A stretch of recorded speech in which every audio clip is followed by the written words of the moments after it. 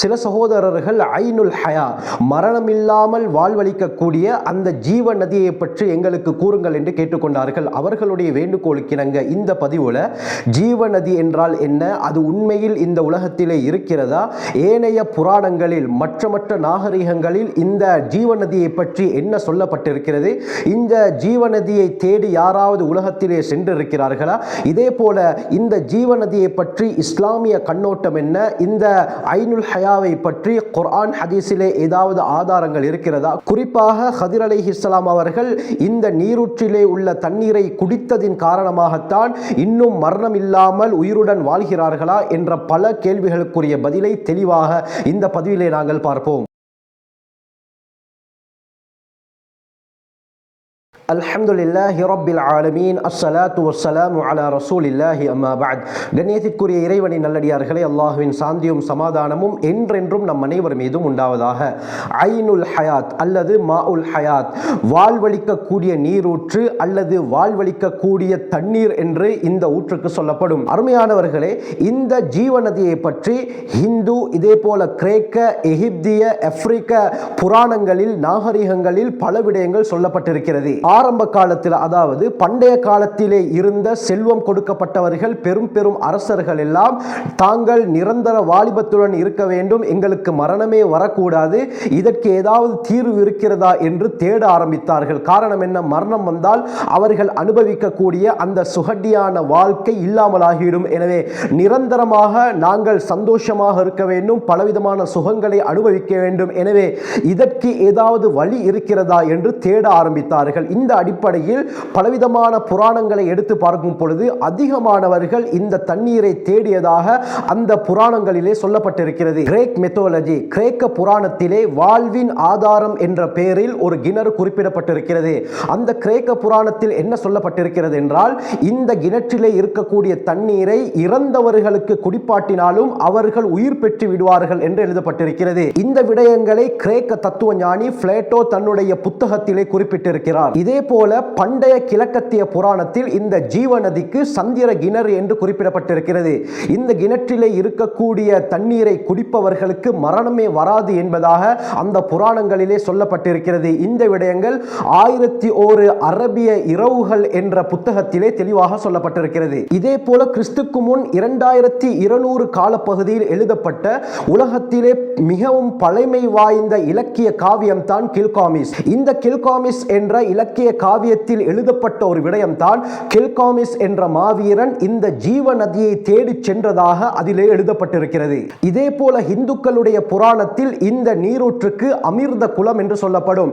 இந்த அமிர்த குலத்திலே யாராவது குளித்தால் அவருக்கு மரணமே வராது, அவர் நிரந்தர வாழ்வுடன் இருப்பார் என்று பண்டைய கால இந்துக்கள் நம்பியதாகவும் அவர்களுடைய புராணங்களிலே சொல்லப்பட்டிருக்கிறது. இதே போல ஆப்பிரிக்கன் புராணங்களிலே சொல்லப்பட்ட விடயம் தான், இந்த நீரூற்றிலே மூழ்குபவர் மரணம் என்பதை ஏற்படாது, அவர் நிரந்தர உயிருடன் இருப்பார் என்று ஆபிரிக்க புராணங்களிலே சொல்லப்பட்டிருக்கிறது. இந்த விடயத்தை ஆப்பிரிக்கன் பொலிட்டிக்கல் சிஸ்டம்ஸ் என்ற நூலிலே குறிப்பிட்டிருக்கிறார். இதே போல இன்கா மெத்தோலஜி, இன்கா புராணத்தில் இந்த நீரூற்றுக்கு சூரிய ஏரி என்று சொல்லப்பட்டிருக்கிறது. அந்த மெத்தோலஜியில் என்ன சொல்லப்பட்டிருக்கிறது என்றால், இந்த நீரூற்றில் யாராவது குளித்தால் அவருக்கு இளமை திரும்பும், இதே போல நல்ல ஆற்றலும் வாழ்வும் அவருக்கு கிடைக்கும் என்று சொல்லப்பட்டிருக்கிறது. இந்த விடயத்தை ஸ்பானிஷ் வரலாற்றாசிரியர் கார்சிலா சோடி லாவேகா தன்னுடைய Royal commentaries of the Inca என்ற நூலிலே குறிப்பிட்டிருக்கிறார். இதே போல ஸ்பானிஷ் பயணி பிரான்ஸ் டி லியோன் அமெரிக்கா கண்டத்தில் இந்த நீரூற்றை தேடியதாகவும் சொல்லப்படுகிறது. இவருடைய இந்த தேடல் பிரயாணம் மிகவும் பிரபல்யம் வாய்ந்ததாக இன்று வரை பேசப்படுகிறது. இதே போல சர் வால்டர் ராலே தன்னுடைய தி டிஸ்கவரி ஆஃப் தி கைனா என்ற நூலிலும் இந்த ஜீவ நதியை பற்றி குறிப்பிட்டிருக்கிறார். இதே போல பிரான்சிஸ்கோ வாஸ்குவேஸ் என்பவர் தற்பொழுது அமெரிக்காவுடைய முக்கியமான மாநிலமாக இருக்கக்கூடிய புளோரிடாவிலும் இந்த நீரூற்றை பற்றி தேடியதாக சொல்லப்படுகிறது. இதே போல 19வது நூற்றாண்டில் ஜெர்மனியுடைய ஆய்வாளர் அலெக்சாண்டர் வர்ன் ஹம்போல்ட்டும் அமேசான் காடுகளில் இந்த ஜீவ நதியை பற்றி தேடியதாக செய்திகள் சொல்லப்படுகிறது. எனவே உலகளாவிய ரீதியில் பல நாகரிகத்தை சேர்ந்தவர்கள், பல காலத்திலே வாழ்ந்தவர்கள், பல இடங்களில் இந்த ஐனுல் ஹயாத், இந்த ஜீவநதியை தேடியதற்குரிய சான்றுகள் கிடைக்க பெறுகின்றன. ஆனால் யார் எந்த காலத்தில் எந்த இடத்தில் தேடினாலும் அவர்களுடைய முயற்சி வெற்றி அளிக்கவில்லை என்று தான் சொல்ல முடியும். காரணம் என்ன? அவர்களுடைய தேடல் அது தேடலாக மட்டுமே இருந்ததே தவிர அவர்களால் அந்த நீரூற்றை இன்று வரை கண்டுபிடிக்க முடியாமல் போனது. எது எப்படி இருந்தாலும் இந்த ஜீவநதியை பற்றி, இந்த ஐனுல் ஹயாத்தை பற்றி இஸ்லாம் என்ன கூறுகிறது? குர்ஆன் ஹதீஸிலே இதற்கு ஆதாரம் இருக்கிறதா? இது பற்றிய வரலாறுகள் ஏதாவது இஸ்லாத்திலே சொல்லப்பட்டிருக்கிறதா என்று பார்த்தால், அருமையானவர்களே, அல்லாமா இப்னு கஸீர் அல் பிதாயா வன்னிஹாயா என்ற கிதாபிலே ஒரு சம்பவத்தை இது சம்பந்தமாக பதிவு செய்கிறார்கள். இந்த விடயம் அல் பிதாயா வன்னிஹாயா என்ற கிதாபிலே 2வது பாகத்தில் 117வது பக்கத்திலே பதியப்பட்டிருக்கிறது. இந்த விடயத்திற்கு இமாம் இப்னு கஸீர் ரஹ்மத்துல்லாஹி அலைஹி அவர்கள் பயானு தலபி ஸுல்கர்னைன் ஐனல் ஹயாத்தி, ஸுல்கர்னைன் அலைஹிஸ்ஸலாம் அவர்கள் இந்த ஜீவநதியை தேடிச் சென்றதை பற்றிய தெளிவு என்ற தலைப்புக்கு கீழால் இந்த சம்பவத்தை குறிப்பிட்டிருக்கிறார்கள். அல்லாமா இப்னு அசாகிர் தங்களுடைய கிதாபிலே இந்த சம்பவத்தை பதிவு செய்திருக்கிறார்கள். அதை இப்னு கஸீர் ரஹ்மத்துல்லாஹி அலைஹி அவர்கள் எடுத்து தங்களுடைய அல் பிதாயா வன்னிஹாயா என்ற கிதாபிலே பதிவு செய்திருக்கிறார்கள். அந்த சம்பவத்திலே இந்த நீரூற்றை பற்றி சொல்லப்பட்டிருக்கிறது. அந்த சம்பவத்திலே என்ன சொல்லப்பட்டிருக்கிறது என்றால், ஹஜ்ரத் ஸுல்கர்னைன் அலைஹிஸ்ஸலாம் இந்த உலகத்தை முழுமையாக 4 பேர் ஆட்சி செய்தார்கள். அல்லாமா தமீரி ஹயாத்துல் ஹயவானில் குப்ரா என்ற கிதாபிலே இந்த விடயத்தை தெளிவாக கூறுகிறார்கள். அந்த 4 பேரில் முஸ்லிம்கள் 2, முஸ்லிம்கள் அல்லாதவர்கள் 2. முஸ்லிம்கள் அல்லாதவர்கள் யார் என்று பார்த்தால், நும்ரூத் என்பவனும் புக்தனசர் என்பவனும் முழு உலகத்தையும் ஆட்சி செய்தான்.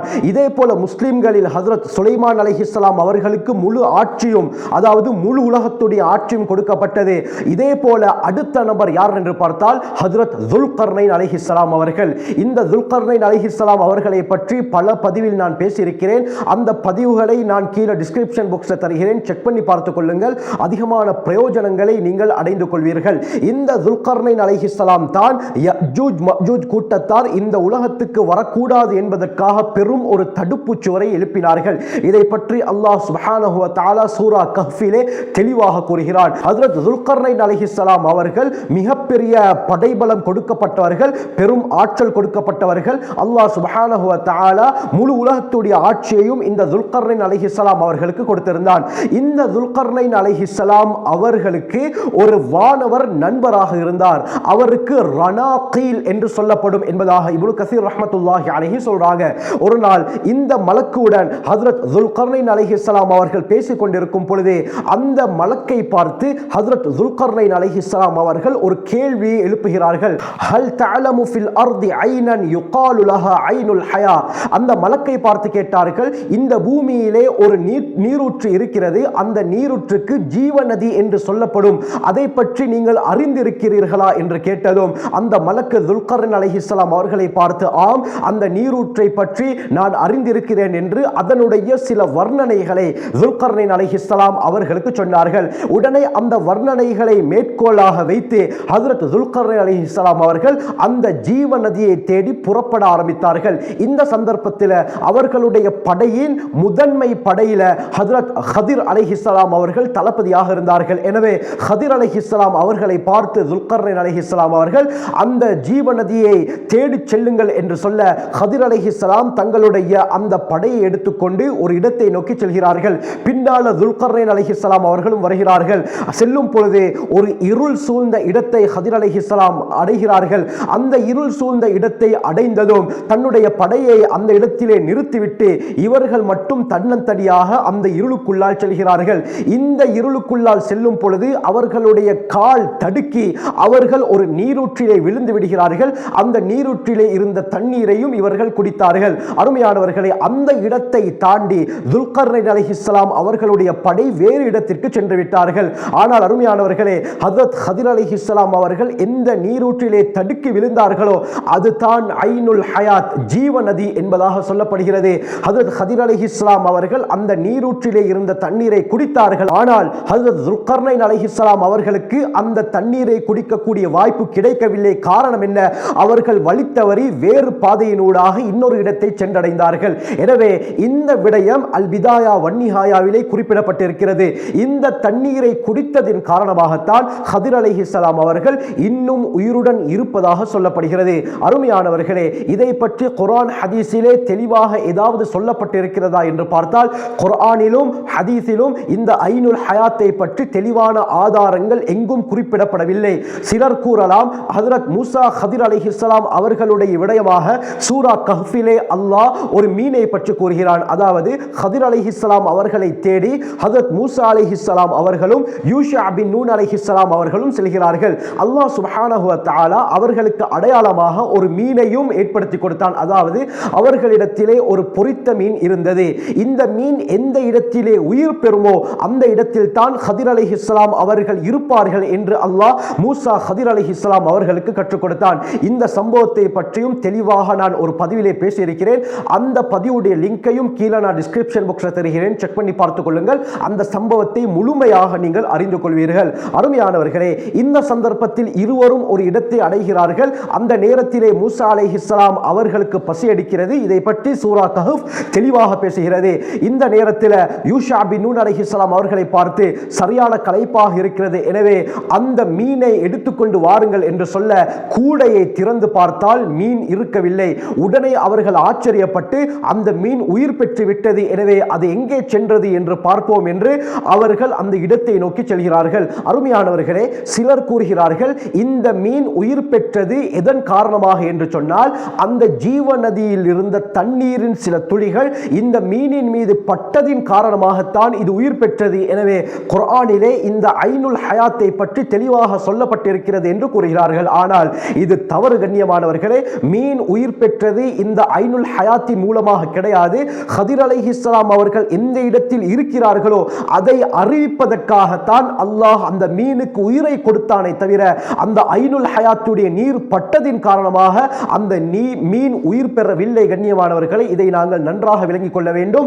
ஹதிர் அலைஹிஸ்ஸலாம் இருக்கக்கூடிய இடத்திலே அது உயிர் பெற்றுவிடும் என்று அல்லாஹ் ஏற்கனவே மூசா அலைஹிஸ்ஸலாம் அவர்களுக்கு அறிவித்து கொடுத்தான். எனவே அல்லாஹ் தன்னுடைய சக்தியின் மூலமாக அந்த இடத்திலே மூசா அலைஹிஸ்ஸலாத்துக்கு ஹதிர் அலைஹிஸ்ஸலாத்துடைய இடத்தை அறிவித்து கொடுப்பதற்காக வேண்டி அந்த மீனுக்கு அல்லாஹ் உயிரை கொடுத்தான். இதுதான் இதனுடைய யதார்த்தமே தவிர ஐனுல் ஹயாத்தின் மூலமாக அந்த மீன் உயிர் பெறவில்லை என்பது தான் உண்மை. இதைத்தான் குர்ஆன் தெளிவாக கூறுகிறது. ஆகவே இந்த ஜீவநதியை பற்றி இப்படி ஒரு சம்பவம் இஸ்லாத்துடைய வரலாற்றிலே சொல்லப்பட்டிருந்தாலும் குர்ஆன் ஹதீஸில் இது பற்றிய தெளிவான ஆதாரங்கள் கிடையாது. அப்படி இந்த உலகத்திலே நிரந்தர வாழ்வுடன் இருப்பதற்கு யாராவது ஒருத்தர் தகுதி பெறுவாராக இருந்தால் அதற்கு சகல தகுதியும் முஹம்மது ஸல்லல்லாஹு அலைஹி வஸல்லம் அவர்களுக்கு இருந்தது. ஆனாலும் அவர்களை பார்த்து அல்லாஹ் குர்ஆனிலே கூறுகிறான், இன்னக மய்யிதுன், முஹம்மது ஸல்லல்லாஹு அலைஹி வஸல்லம் நிச்சயமாக நீங்களும் மரணிப்பீர்கள் என்று அல்லாஹ் சொல்லி முஹம்மது ஸல்லல்லாஹு அலைஹி வஸல்லம் அவர்களை அல்லாஹ் மரணிக்க செய்தான். இதே போல சூரா அம்பியாவிலே அல்லாஹ் கூறும் பொழுது வமா ஜஅல்னா லிபஷரின் மின் கப்லிகல் குல்த், உங்களுக்கு முன்னால் எந்த மனிதரையும் நாங்கள் உயிருடன் வைக்கவில்லை, நிரந்தரமாக ஆக்கவில்லை என்று அல்லாஹ் கூறுகிறான். ஆகவே கண்ணியமானவர்களே, இந்த நீரூற்றை பற்றி ஏனைய நாகரிகங்களிலும் இஸ்லாத்திலும் என்ன சொல்லப்பட்டிருக்கிறது என்பதைத்தான் உங்களுக்கு நான் எடுத்து கூறினேன். இது உண்மையில் இருக்கிறதா இல்லையா என்பதை அல்லாஹ் ஒருவன் தான் அறிவான். குர்ஆன் ஹதீஸில் இதற்கு தெளிவான எந்த ஆதாரமும் கிடையாது. அல்லாஹ்வே மிக அறிந்தவன். ஆகவே நாம் இஸ்லாம் மார்க்கத்தை தெளிவாக அறிந்து அல்லாஹ்வுடைய நெருக்கத்தை பெறக்கூடியவர்களாக அல்லாஹ் நம்மை ஆக்கியருள்வானாக. ஜஸாக்குமுல்லாஹு கைர். வாஹிரு தஅவானா அல்ஹம்துலில்லாஹி ரப்பில் ஆலமீன்.